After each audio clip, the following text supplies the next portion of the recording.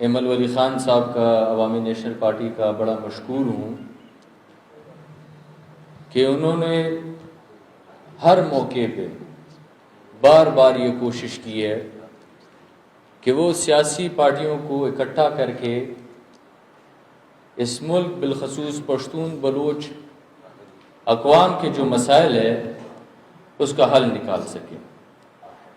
وہ یہاں تک کامیاب ہو چکے ہیں کہ شروع کے دنوں میں بات یہاں کی جاتی تھی کہ پاکستان کے مسائل، پاکستان میں دہشت گردی، اب اس کو ہم نے یا انہوں نے یا ہماری بات چیت جب بڑھ رہی ہے تو اسے اتنا نیرو ڈاؤن کیا ہے کہ وہ اب آ کے پشتون اور بلوچ تک رک گیا ہے۔ اور یہاں پہ جب آپ دیکھ سکتے ہیں کہ یہاں پہ لکھا گیا ہے انف از انف، تو ہماری یہی توقع ہے جب یہ سلسلہ آگے چلتا رہے گا تو ہم آخر کار اس سٹیج پہ پہنچیں گے کہ اس ملک میں یا تو برابری ہوگی یا تو آزادی ہوگی۔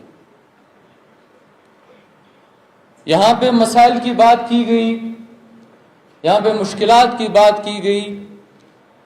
واقعتاً آپ نام لیں کسی مسائل کا، کسی مشکل کا، تو وہ ان دو اقوام کو پیش ہوگی، اور اس کا حل ہم نہیں نکال سکتے، اور نہ ہی اس کا کوئی حل ہے جب تک ہم اپنی پالیسیز خود نہیں بنائیں گے۔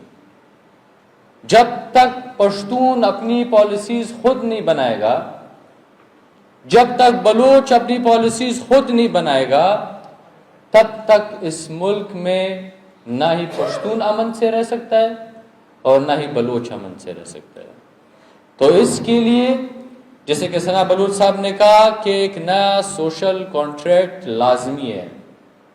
یہ واضح کرنا لازمی ہے کہ پاکستان اگر فیڈریشن ہے تو وہ کس طرز کا فیڈریشن ہوگا، اور یہ قومیں ایک ہی فیڈریشن کو مانتی ہے جس میں وفاق کے پاس صرف 4 محکمے ہوں گے۔ اس میں آپ کے پاس جو فوج ہے، کرنسی ہے، فورن افیئرز ہے اور آپ کی مواصلات ہے، جس میں بھی برابر کی شراکت داری ہوگی، برابری اس میں بھی ہوگی۔ باقی سارے جو سبجیکٹ ہے وہ ڈیوالو ہوں گے، وہ یونٹس جو لسانی بنیادوں پر جو یہاں پہ قومیں آباد ہے، پشتون، بلوچ، سندھی، سرائکی اور پنجابی۔ اب ہم آتے ہیں کچھ ایسے مسائل ہیں، کچھ ایسی چیزیں ہیں جن کا ذکر کرنا لازمی ہے، جس میں سب سے بڑا مسئلہ اس وقت جو ہمیں درپیش ہے وہ ہے دہشت گردی۔ وہ کہتے ہیں نا، شاہ سے زیادہ شاہ کا وفادار۔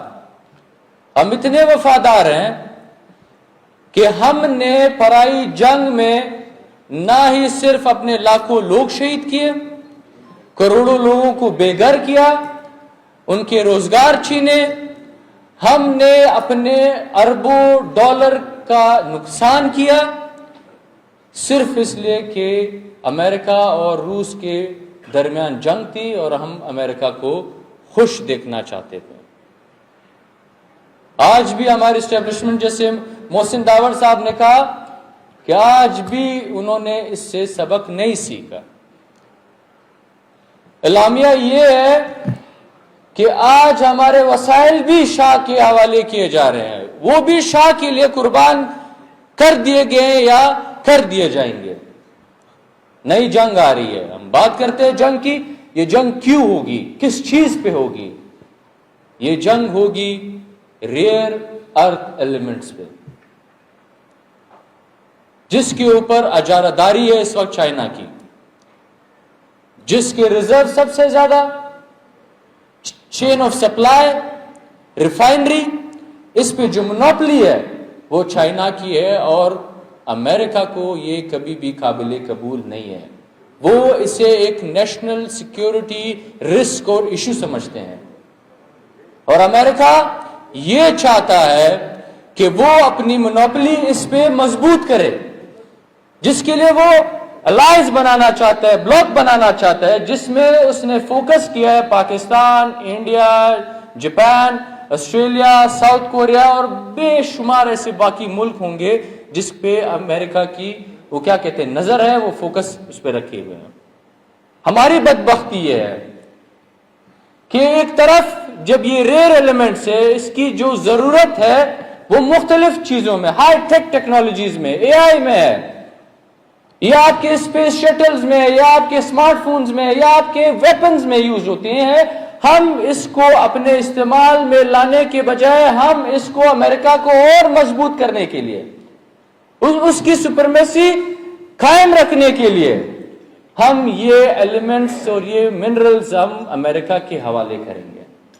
ہماری بدبختی یہ ہے کہ ہم امریکہ کے لیے نہ ہی صرف اپنے منرلز بلکہ ان کے لیے اس خطے میں جو انسٹیبلٹی ہے چائنا کو روکنے کے لیے ہم اپنے سارے وسائل ہم اپنے لوگوں کا خون ہم اپنا نقصان ہم اپنے اس سرزمین پہ آگ لگانے کے لیے بھی تیار ہیں.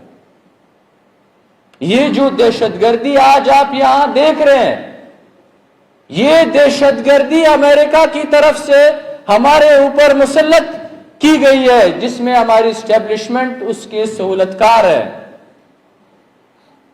ہمیں افسوس سے کہنا پڑتا ہے کہ پشتونوں کا خون صرف اور صرف پنجاب کے مفادات کے لیے بہایا جائے گا ان کی سہولت کے لیے بہایا جائے گا ان کے اچھے مستقبل کے لیے ہمارا خون بہایا جائے گا. اپنی دوستی برقرار رکھنے کے لیے پشتون بلوچ وسائل کو ان کے حوالے کیا جائے گا. یہ جو مائنز اینڈ منرل ایکٹ آپ دیکھ رہے ہیں حیرانگی کی بات تو یہ ہے کہ لاکھوں ایکڑ زمین ایک ایک کمپنی کو الاٹ ہوگی. ہمارے سارے جو کہ کیا کہہ سکتے ہیں ہمارے آباء و اجداد کی جو وراثت ہے ہماری سرزمین ہے ہمارے گھر ہمارے باغات ہماری دکانیں مارکیٹیں ہمارے بازار ہمارے جو سارے وسائل ہیں ہمارے پہاڑ ہے وہ سب کے سب ہم سے چھینے جا رہے ہیں. اور کہا جاتا ہے کہ ہم اس ملک کے قرضے اس سے چکائیں گے. قرضے کس نے لیے ہیں قرضے کس کے مفاد میں استعمال ہوئے ہیں ہمیں قرضوں کا حساب تو دے. آج بھی اس ملک میں ایک طرف دہشت گردی ہے ایک طرف انسانوں کا پشتونوں کا خون بہایا جا رہا ہے ایک طرف بلوچ آج سراپا احتجاج ہے لاپتہ ہے. آج بلوچ 2 وقت کی روٹی کے لیے ترس رہا ہے. دوسری طرف پنجاب آج ترقی کر رہا ہے. پنجاب 200 سال نہیں 300 سال آگے بڑھ چکا ہے ہم سے. تو ہمیں تو شک ہوگا آپ کی نیت پہ ہمیں آپ کی بدنیتی دکھائی دے رہی ہے. جناب والا بات یہ ہے کہ افغانستان میں جو کچھ ہوا کہا جاتا ہے کہ افغانستان میں لوگوں نے یا طالبان نے عالمی طاقتوں کو شکست دی ہے. اب یہ ثابت ہو رہا ہے آہستہ آہستہ کہ افغانستان نے کسی کو شکست نہیں دیا ہے بلکہ یہ پری پلانڈ پالیسی تھی کہ ہم نے افغانستان سے نکلنا ہے یہاں پہ ہم نے دہشت گردوں کو آباد کرنا ہے اس خطے میں انسٹیبلٹی لے کے آنی ہے.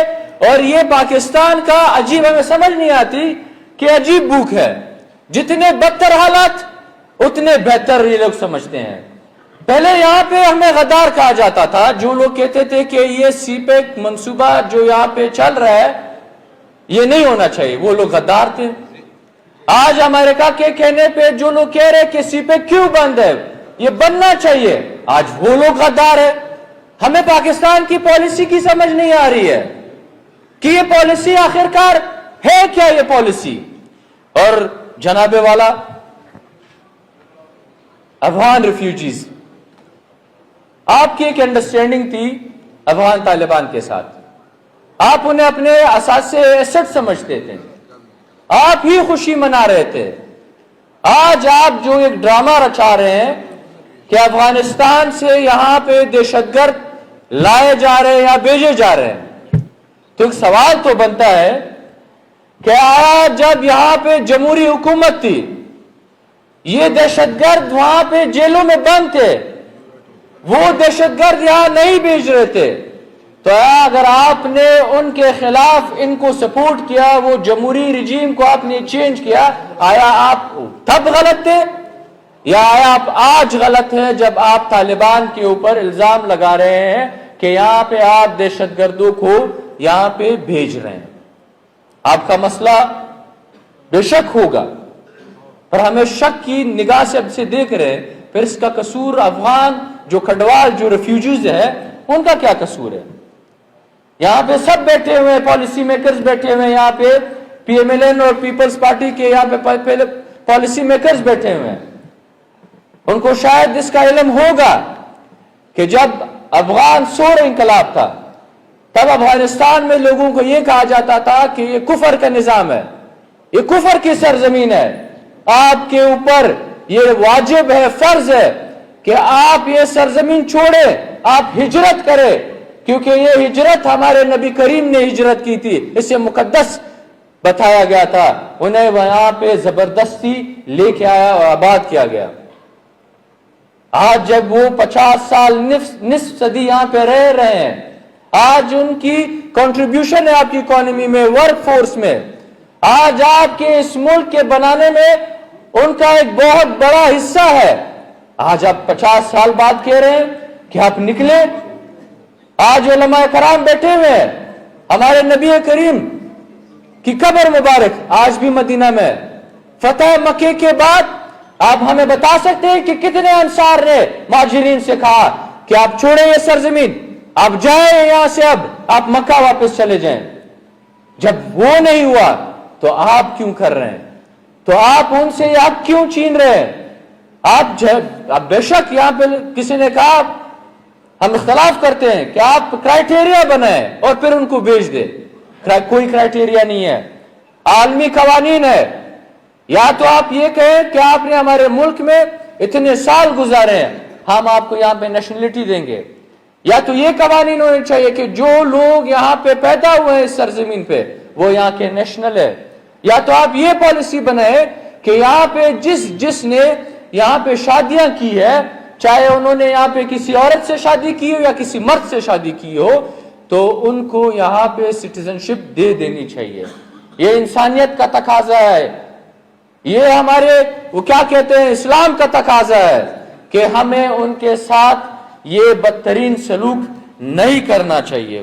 اور جناب والا بات یہ ہے کہ یہ ایک ایسا ملک ہے جس کو امن سے نفرت ہے، یہ ایسا ملک ہے جس کو امن کا نعرہ لگانے والوں سے نفرت ہے۔ آج علی وزیر، مارنگ بلوچ آج جیل میں ہے، گناہ کیا ہے؟ وہ امن کی بات کرتے ہیں۔ گناہ کیا ہے؟ وہ دہشت گردی کے خلاف ہے۔ گناہ کیا ہے؟ وہ اپنے حق کی بات کرتے ہیں۔ پچھلے دنوں ایمن ولی خان صاحب چلے گئے، پچھلے دنوں نیر صاحب ہمارے ایک ممبر تھے پارٹی کے، انہوں نے کہا میں لائف سٹاک میں 30 سال سے میں کام کر رہا ہوں، ان 30 سالوں میں نے ایک دن بھی نوکری نہیں کی ہے، پر ایک دن میں سیاسی جلسے میں یہ نعرہ لگاتے ہوئے سنا گیا ہوں کہ ہمیں پشتونوں کو جینے کا حق دو۔ کہتے ہیں مجھے ایجنسیوں کی طرف سے نوٹسز آ رہے ہیں کہ آپ آئے، آپ کی انکوائری ہے، آپ نے کیوں یہ نعرہ لگایا؟ مطلب 30 سال آپ نوکری نہ کریں، آپ تنخواہ لیں، اس پہ آپ کو کوئی سزا نہیں ملے گی، اس پہ ہماری ایجنسیز آپ کو کچھ نہیں کہیں گے۔ اگر آپ حق کی بات کریں گے تو یہ اس ملک کی اشرفیہ کو قابل قبول نہیں ہوگا۔ اور سب سے ضروری بات یہاں پہ رسانی صاحب نے کہا ہم کس سے مخاطب ہیں؟ ہم اس ملک کی پنجاب کی ایلیٹ مقتدرہ سے مخاطب ہیں۔